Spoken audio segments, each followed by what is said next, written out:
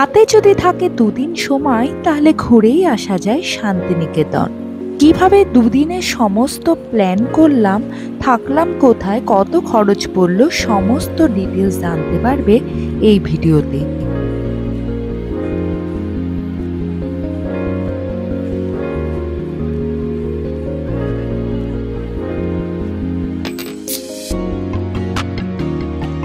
Station Bolpur. Bolpur শান্তিনিকেতনের 2 নম্বর প্ল্যাটফর্মে ঢুকলাম। গেলাম 1 নম্বরে, এসি ওয়েটিং রুম, 10 টাকা পার আওয়ার পার পার্সন। হাওড়ার দিকে যেতে পড়বে পার্সেল কাউন্টার, 15 টাকা per bag per day. Lock must. সামনে গীতাঞ্জলি রেল মিউজিয়াম, বিস্তারিত বলছি পরে। প্রকৃতি ভবন, প্রবেশ মূল্য 30 টাকা, ছবি তুলতে চাইলে 20 টাকা। তবে টাকা দিয়ে ছবি তোলার মতন বিশেষ কিছু নেই। এখানে রাখা পাথর, কাঠের শোপিস সমস্ত প্রকৃতি থেকেই সংগ্রহ করা, কোনো হাতুড়ি বা ছেনি ব্যবহার করা হয়। 34 ফুটের এই বুদ্ধ মূর্তিটি তোমরা সোনাঝুরি থেকে একটু সামনে এগিয়ে এলে রাস্তার উপর থেকে দেখতে পাবে। মূর্তিটি বৌদ্ধ কল্যাণ সমিতির সম্পত্তিতে অবস্থিত। আমার কুটির, এখানে সমস্ত হাতের তৈরি জিনিস তৈরি করা হয় অরিজিনাল, তবে এখানে জিনিসপত্রের দামটা একটু বেশি। কোপাই নদী, বক্রেশ্বর নদীর একটি উপনদী, বীরভূম জেলার শান্তিনিকেতন শহরের পাশ দিয়ে প্রবাহিত হয়েছে। শুষ্ক মৌসুমে এটি একটি ছোট নদী, কিন্তু বর্ষাকালে এর তীর উপচে পড়ে। নদীর আশেপাশের অঞ্চলে প্রায়শই বেগুনি মাটি থাকে, যা আবহাওয়ার সাথে নদীর তীরে গিরিখাত তৈরি করে এবং এটি খোয়াই নামে জনপ্রিয়। একটি কাস্তে আকৃতির নদীতে বক্ররেখার মতন চ্যানেলের স্থানীয় নাম তারাশঙ্কর বন্দ্যোপাধ্যায়ের উপন্যাস হাসুলিবাকের উপকথায় বাঁকটি যে উল্লেখ রয়েছে সেটি কোপাইয়ের। আমাদের ছোট নদী চলে আঁকে বাঁকে, বৈশাখ মাসে তার হাঁটু জল থাকে। কোপাইকে নিয়েই লেখা রবীন্দ্রনাথের এই পদ্য। পড়ন্ত বিকালে এবং সূর্যোদয়ের সময় এখানকার দৃশ্য খুবই মনোরম। তো চেষ্টা করবেন যে সূর্যোদয়ের সময় বা সূর্যাস্তের সময় এখানে আসতে। এখানে একটি ছোট্ট হাটও বসে। এই হলো সোনাঝুরি জঙ্গলের সোনাঝুরি হাট। শান্তিনিকেতনের স্থানীয় জিনিসপত্র এখানে বিক্রি হয়। এই হাট আগে শুধু শনিবার বসতো খোয়াইয়ের ধারে, তাই এর নাম ছিল খোয়াই হাট ও শনিবারের হাট। এখন ভিড় সামাল দিতে শুক্র, শনি, রবি, সোম 4 দিন বসে। আদিবাসী নাচ নাচতে পারেন আদিবাসী মহিলাদের সাথে। এখানকার মানুষেরা নিজের হাতে তৈরি করে জিনিসপত্র বিক্রি করে। খুবই সুন্দর আবহাওয়া, গাছের ছায়ার নিচে এই হাট বসে। জিনিসপত্রের দাম নাগালের মধ্যে, তবে একটু দামাদামি করতে হবে, নয়তো আপনারা জিনিস কিনে ঠকতে পারেন। তবে কোপাই নদীর ধারের যে হাট বসেছে বা আমার কুটিরে যে জিনিসপত্র বিক্রি হয় তার তুলনায় এখানকার দাম কিছুটা সঙ্গত। হাটে জিনিসপত্র কেনাকাটা হয়ে গেলে একটু গা ভাসিয়ে নিতে পারেন আদিবাসী নৃত্যের তালে তালে। শান্তিনিকেতন যদি ভালোভাবে ঘুরতে চান তাহলে 1 রাত 2 দিন কিন্তু অবশ্যই থাকতে হবে। কিভাবে প্ল্যানিং করবেন, কোথায় কবে দেখতে যাবেন, পরপর কিভাবে দেখবেন, সমস্ত কিছু ডিটেলস রয়েছে এই ভিডিওতে, তাই স্কিপ না করে প্রথম থেকে শেষ পর্যন্ত দেখতে থাকুন। পৌষমেলার সময়ে আমরা গেছিলাম, এই জন্য পৌষমেলাও এক চত্বর আমরা ঘুরে ফেলেছি। তবে আমি বারণ করব পৌষমেলার টাইমে না যাওয়াই ভালো যদি আপনারা শান্তিনিকেতন ঘুরে দেখতে চান। পৌষমেলার সময় গেলে শান্তিনিকেতনে হোটেলের ভাড়া প্রায় 3 গুণ বেড়ে যায়। এছাড়া টোটো ভাড়াও প্রায় বেড়ে যায় 3 গুণ। সাথে যেখানে সেখানে নো এন্ট্রি থাকার জন্য প্রচুর পরিমাণে হাঁটতে হতে পারে। দক্ষযজ্ঞের সময় দেবী পার্বতীর কঙ্কাল এখানে এসে পড়েছিল। এখন আমরা আছি কঙ্কালীতলা সতীপীঠ। ভগবান শিবের স্ত্রী সতীর সাথে যুক্ত 51টি তীর্থস্থানের মধ্যে এটি একটি তীর্থস্থান। কঙ্কালীতলা সতীপীঠের পাশে একটি কুণ্ড আছে, সেখানে কিছু পাথর আছে, অনেকে এগুলিকে দেবীর দেহাংশ বলেন। পুজো দিতে চাইলে লাইন দিয়ে আপনারা পুজো দিতে পারেন। মন্দিরের পিছন দিকে একটি অংশে পিকনিক স্পটও রয়েছে, সেখানে আপনারা পিকনিক করতে চাইলে মন্দির কর্তৃপক্ষের সাথে যোগাযোগ করতে পারেন। শান্তিনিকেতন ঘোরার যে সমস্ত জায়গাগুলি রয়েছে সেগুলি প্রান্তিক এবং শান্তিনিকেতন স্টেশনের যদি বাম দিকে হয়, কঙ্কালীতলা কিন্তু স্টেশনের পুরো ডান দিকে, অর্থাৎ পুরো উল্টো দিকে। অন্য রাস্তায়। ভিডিওটি ইনফরমেটিভ মনে হলে লাইক, শেয়ার, সাবস্ক্রাইব করতে ভুলবেন না। পৌষ মেলার টাইমে আপনারা যদি বেড়াতে যান তাহলে 4 জনের খরচ পড়বে অ্যাপ্রক্স 8 থেকে 10,000 টাকা।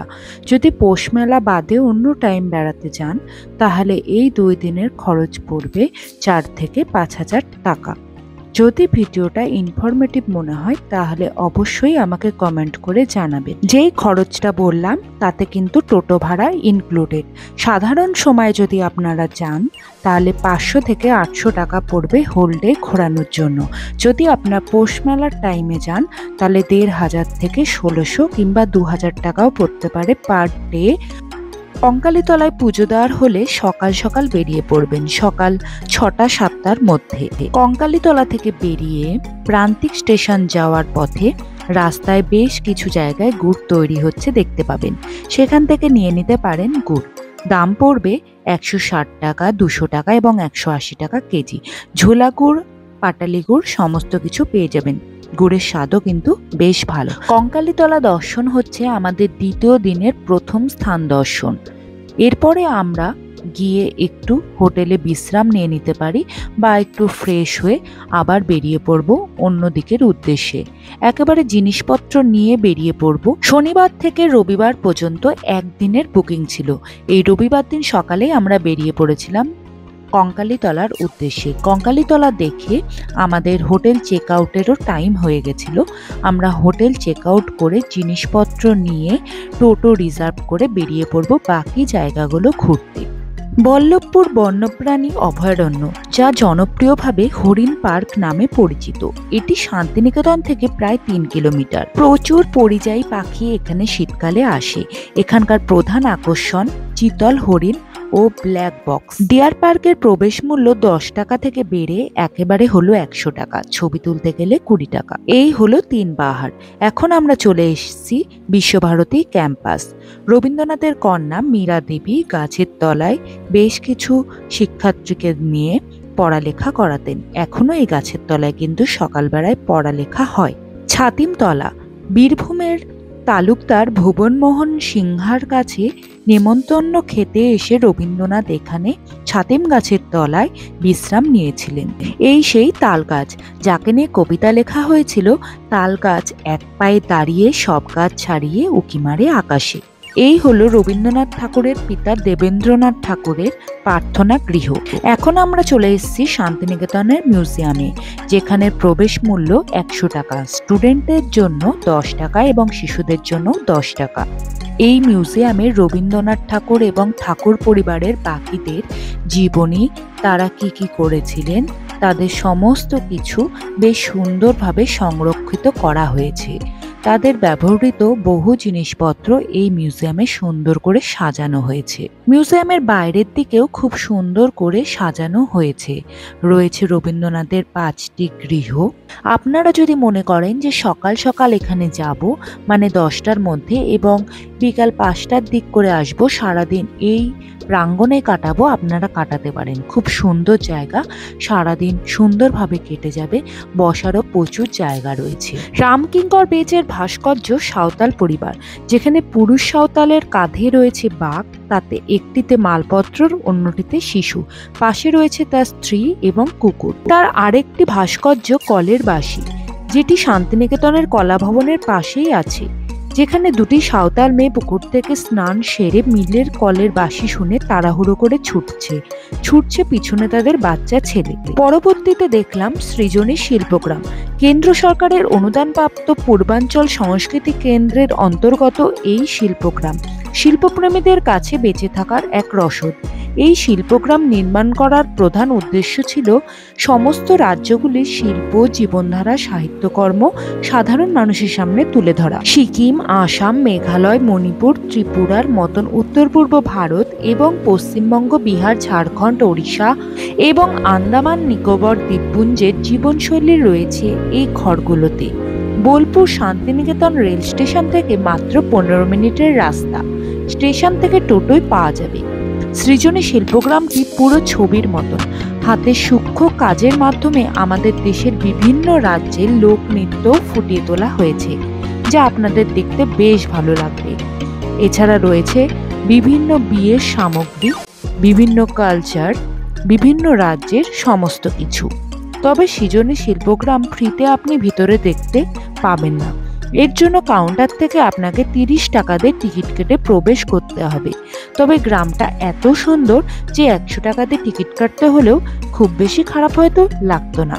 ফটো শুট করার প্রচুর জায়গা রয়েছে এখানে। শিল্পগ্রামের একদম পাশেই রয়েছে সুরুল রাজবাড়ি, যেখানে 300 বছরের পুরনো পুজো হয়।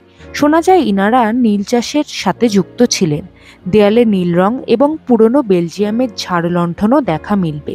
এখানে বেশ কিছু সিনেমার শুটিং হয়েছে। তবে সত্যি কথা বলতে 10 টাকা দিয়ে টিকিট কেটে দেখার মতন এখানে তেমন কিছুই নেই। এই জায়গা স্কিপ করা যেতেই পারে। চেষ্টা করবেন শনি রবিবারই আসার। শনি রবিবার বেশিরভাগ জায়গা খোলা থাকে। কিভাবে প্ল্যান সাজাবেন সেটা আমি এখানে শেয়ার করছি। যদি প্রথম দিন শনিবার হয় তাহলে প্রথমে দেখে নিতে হবে প্রকৃতি ভবন, তারপর সেখান থেকে বুদ্ধ স্ট্যাচু, আমারকুটি, ইকো পার্ক, সোনাঝুরি, কোপাই নদী, বাংলাদেশ ভবন বা পৌষমেলা। বাংলাদেশ ভবন এখন বন্ধ রয়েছে। পৌষমেলা যদি পৌষমেলার টাইমে যান তাহলে পৌষমেলা। টোটো দাদার কাছে আগেই জেনে নেবেন এই দুটো আছে নাকি। যদি এগুলো কোনোটাই না থাকে তাহলে সোজা চলে যাবেন উড ফসিল পার্ক। রয়েছে সেখানে উড ফসিল বা উদ্ভিদ জীবাশ্ম। এই ফসিলের নিচে লেখা রয়েছে ইংরেজিতে তার বর্ণনা ও পরিচিতি। দ্বিতীয় দিন রবিবার সকাল সকাল বেরিয়ে পড়বেন কঙ্কালীতলা। টোটো আগে থেকেই রিজার্ভ করে নেবেন।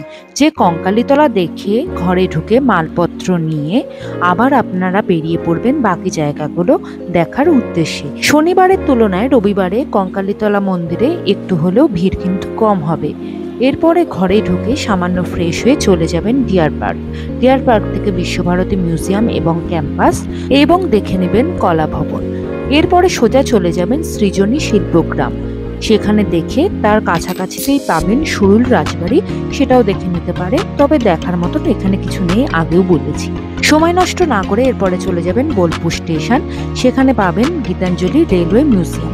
এখানে রবীন্দ্রনাথ ঠাকুর এবং তার পরিবারের বেশ কিছু জিনিসপত্র সুন্দর করে রাখা হয়েছে। এখানে একটি পুরনো রেলওয়ে সেলুন কার আছে, যাতে করে অসুস্থ কবিগুরুকে চিকিৎসার জন্য কলকাতায় নিয়ে যাওয়া হয়েছিল। এটি প্রথমেও দেখতে পারেন। এটি প্রাপ্তবয়স্কদের জন্য টিকিট 30 টাকা, শিশুদের জন্য 10 টাকা। 2 জন টুকটুক দাদার নাম্বার এখানে দিয়ে দিলাম, আপনারা চাইলে কল করে নিতে পারেন। ওনারা কিন্তু যথেষ্ট কম মূল্যের মধ্যে গোটা শান্তিনিকেতন আপনাদের ঘুরিয়ে দেখিয়ে দেবে। প্রথমেই আপনারা নামতে পারেন বোলপুর শান্তিনিকেতন স্টেশনে অথবা নামতে পারেন প্রান্তিক স্টেশনে। আপনারা রুম নেবেন আমি বলবো প্রান্তিক স্টেশনের কাছে। আমি যেভাবে ডে 1 প্ল্যান বা ডে 2 প্ল্যান দিলাম, সেই ডে 1 অনুসারে আপনারা যদি প্রান্তিক স্টেশনের কাছে থাকেন তাহলে আপনাদের ঘুরে দেখতে সুবিধা হবে। প্রান্তিক স্টেশনের কাছে কিন্তু সেই জায়গাগুলো পরপর আছে, ওই জন্য আমি কিন্তু সেইভাবেই সাজিয়ে দিয়েছি। বোলপুর স্টেশনের কাছে যদি থাকেন তাহলে আমি যেটাকে ডে 2 বললাম সেই ডে 2টাকে ডে 1 করে নেবেন এবং পিছন দিক থেকে ঘোরা শুরু করবেন। যেমন প্রথমে বোলপুর স্টেশনের কাছে রেলওয়ে মিউজিয়াম, তারপরে সুরুল রাজবাড়ি, সৃজনী শিল্পগ্রাম, এইভাবে ঘুরতে থাকবেন ডে 1 হিসাবে। এবং ডে 1 আমি যেটাকে বলেছিলাম সেটাকে ডে 2 করবেন এবং প্রান্তিক স্টেশন হয়ে ফিরে আসবেন বাড়ি। সবুজ পতাকার মতন যে জায়গাগুলো আমি মার্ক করে দিয়েছি ওই জায়গাগুলোই কিন্তু আমরা ঘুরবো। এইগুলোই শান্তিনিকেতনের দেখার জায়গা।